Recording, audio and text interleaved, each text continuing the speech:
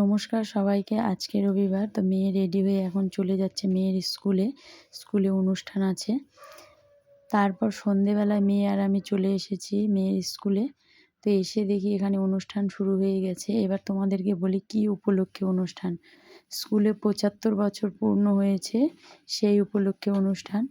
তো সকাল থেকে দুপুর অবধি ছাত্রছাত্রীদেরকে নিয়ে অনুষ্ঠান ছিল। আর সন্ধেবেলায় এখানে অনুষ্ঠান হচ্ছে গার্জেনরা স্কুলে। তো সকাল থেকে ওদেরকে স্কুল থেকে আমাদের বুনিয়াদপুর অবধি আরও কোথায় কোথায় যেন ঘুরিয়েছে। এক এক ক্লাসের এক এক ড্রেস শাড়ি ছিল, সবাইকে কিন্তু খুব সুন্দর লাগছিল দেখতে। আমি যখন স্কুলে এসে দেখলাম যে মঞ্চে বড় করে টিভির পর্দা লাগিয়ে সুন্দর করে যে দুপুরে যে অনুষ্ঠান হয়েছে রাস্তায় ঘুরিয়ে স্কুলে সেগুলোকে দেখানো হচ্ছে। দেখতে কিন্তু ভীষণ ভালো লাগছে। স্যার ম্যাডামরা এক ড্রেস পরেছে। যাই হোক, তোমরা একটুখানি দেখলে। তারপরে এখানে আবৃত্তি হলো, নাচ গান সব কিছুই হয়েছে।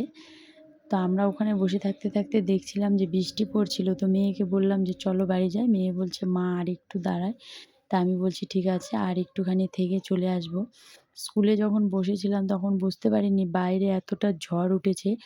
বাইরে এসে রাস্তাতে দেখি ভীষণ ঝড় উঠেছে, কোনো বৃষ্টি না, শুধু ঝড়।